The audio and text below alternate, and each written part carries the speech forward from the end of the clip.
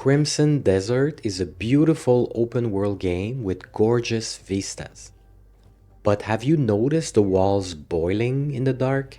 Or why walking out of a house feels like a literal flashbang? Most people think these are just bugs.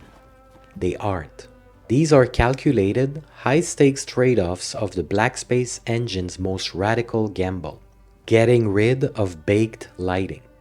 To reach this level of fidelity, the developers did something drastic. They deleted every single light map in the game. In today's deep dive, we're looking at the cost of going with 100% dynamic ray tracing. We're going to solve the shadow flickering mystery, look at the technical cost of zero-bake interiors, and explore the AI crutch that's trying to hide it all. The core issue? Ray budget.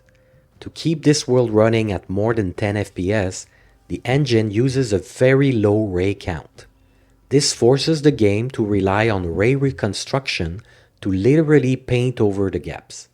It's no longer just rendering, it's an AI hallucination of what light should look like. But the real conflict happens when this lighting hits the most talked about shader of 2026, the Screen Space Displacement mapping used everywhere. If you saw my last videos, you know how these geometry systems work. And today, I'm going to show you exactly why they are causing the lighting system to have a technical meltdown. Before we get started, I am an environment artist working in AAA games, and I've been interested in lighting for a real long time. However, I am not a lighting artist nor a tech artist, and I want to point out that lighting in games is an extremely technical job. What the general public sees is either, wow, the lighting looks great, or hey, there are weird shadows here and there. But the daily job of a lighting artist is basically to live with how the engine works and fix issues as much as possible. It's always a trade-off between aesthetics, atmosphere, and performance and limitations. When the game ships, they know full well what the issues are, they have accepted to live with those, because it's the team, or rather the management's decision. Now let's analyze the lighting of Crimson Desert. Moving away from Black Desert Online's custom engine that was using baked lighting, the BlackSpace Engine is using Ray Traced Global Illumination, and the team has completely abandoned baked lighting. More specifically, their system is using a unique surface-based or surface element Ray Traced Global Illumination that can run at 1/16th rays per pixel, and the specular global illumination uses 1/4 rays per pixel depending on the quality settings, and it's using a simple denoiser. It is a very low ray count, so this reduces the high cost of retracing, and by making the denoiser cheap, that is the main reason behind the game's solid performance on most platforms. I know some people will chime in the comments saying that the game does not run well on their specific console or PC. I know it is true for some people, but relatively speaking, this game offers very solid performance, and I'm sorry for those having issues. That makes the PC version stand out because of the ray reconstruction offered for both AMD and NVIDIA GPUs. Using those have a huge impact on the visuals. Pun intended, it's really night and day. It does improve stability and quality of the reflections and help reduce the fizzling that can be seen mostly in interiors. Note that using ray reconstruction comes at a cost. It does affect the FPS. You can watch videos that gets into every setting and shows the exact cost of everything. I will link one in the description as it is interesting, but not the topic of this video. Now, this is something that everyone has noticed and is the subject of many complaints in the community: the interior lighting in general.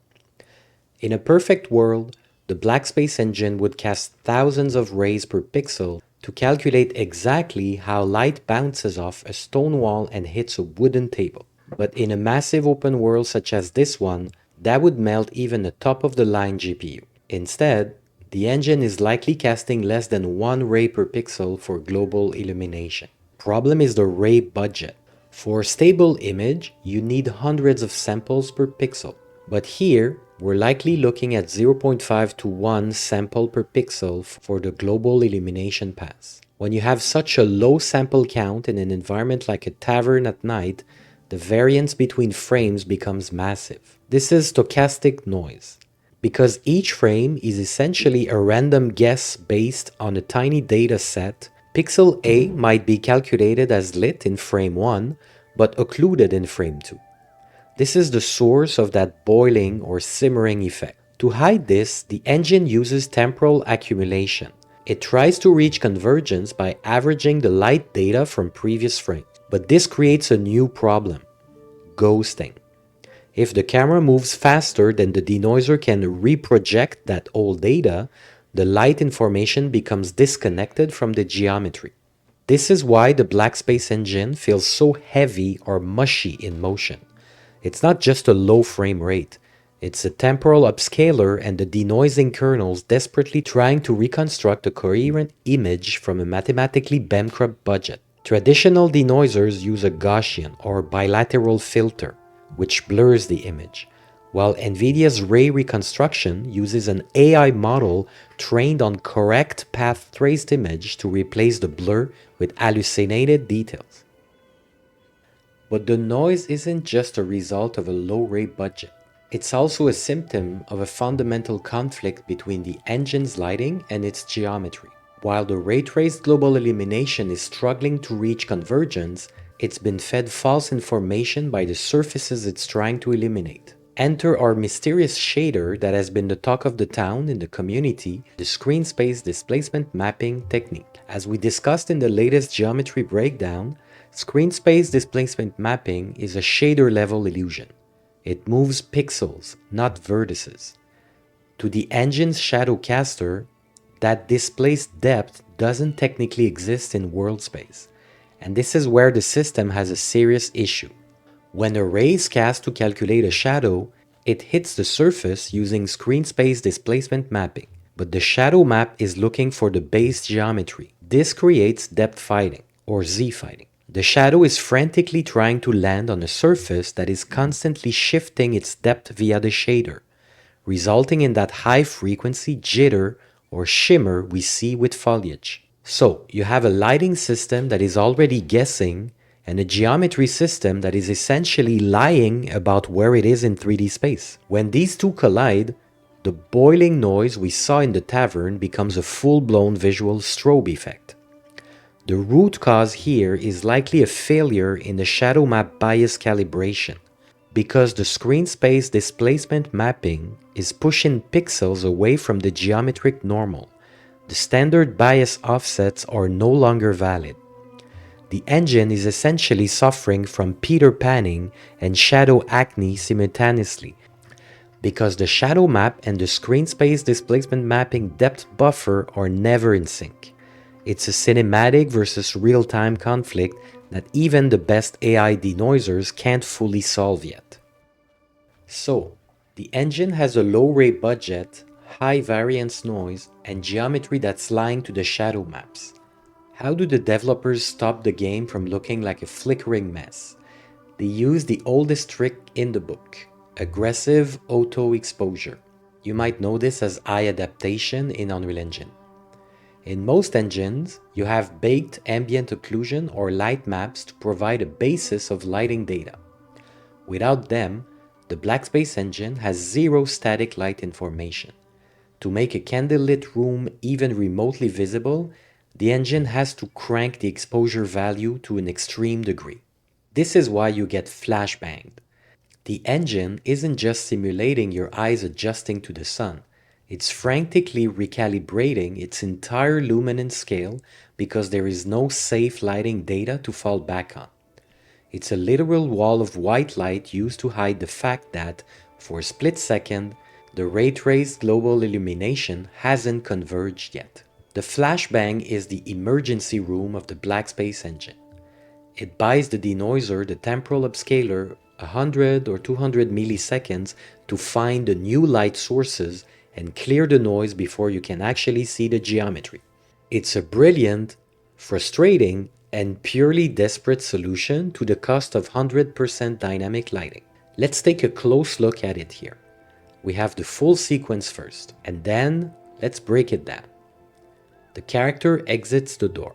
The engine throws a flashbang grenade at us. The noiser converges and the image clears. In French, we have an expression that goes like this: jeter de la poudre aux yeux, which would translate by throwing powder in the eyes, which is exactly what the engine is doing so that it can buy time. I'm happy to introduce a new partner of the channel, Bundle Foundry. You can get several tutorials for a very good price here. The current bundle that is still available is called Become a 3D Artist Mega Tutorial Bundle. There are over 30 tutorials and you can choose different tiers and see which tutorials are included. Check out the price also. This is great value. You can learn many things from those. You can also check out previous bundles as long as there will be licenses left. There are more bundles on the way in the future also. This is a great opportunity to level up your skills at a great price. I strongly recommend those for the aspiring artists that are looking for improving their skills, expanding their knowledge, and build a solid portfolio. Links to the bundles will be in the description. But let's look at this through the eyes of an environment artist.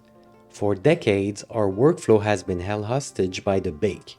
We'd spend a lot of time carefully unwrapping lightmap UVs, ensuring there were no overlaps, and then we had to wait hours for the lighting to be built and to see a high-quality result. The BlackSpace Engine represents a total liberation from that pipeline. In this engine, what you see in the viewport is what the player sees. There are no lightmap seams. There's no leaking from a low-res texel on the corner. For an artist, this means pure, uninhibited iteration speed. But that freedom comes at a cost. In a bake world, we could hide messy topology behind a light map. Not here. In a 100% Ray Traced Global Illumination world, geometry is lighting.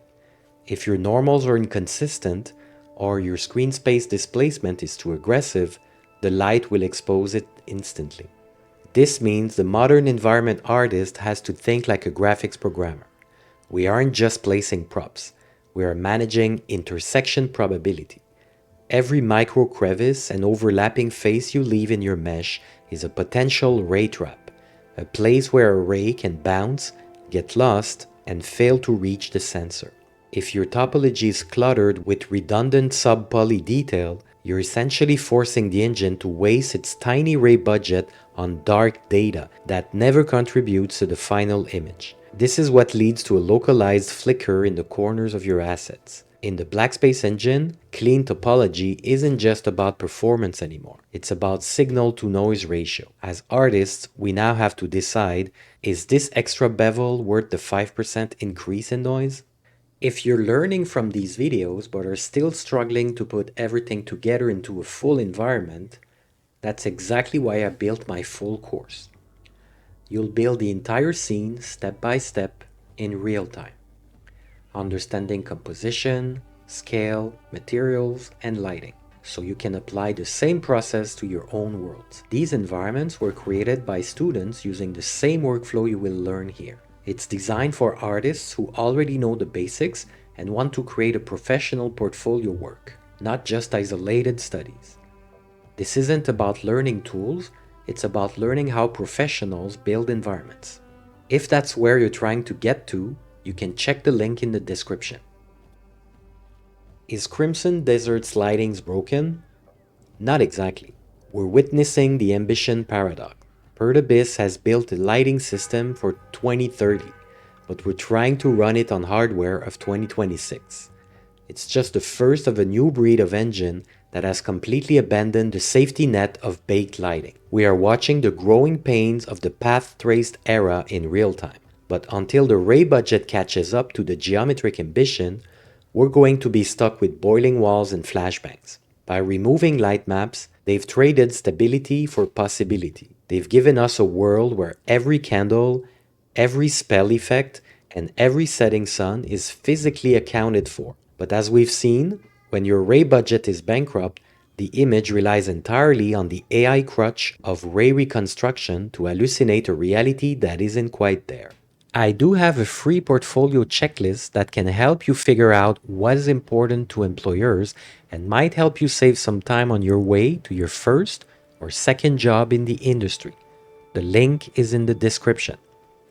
Do like the devs of Pearl Abyss. Ignore the noise around you and keep on working. See you soon with another video that can hopefully help some of you better understand the video game development industry. And a quick thank you to the members supporting the channel. Your support helps make these videos possible.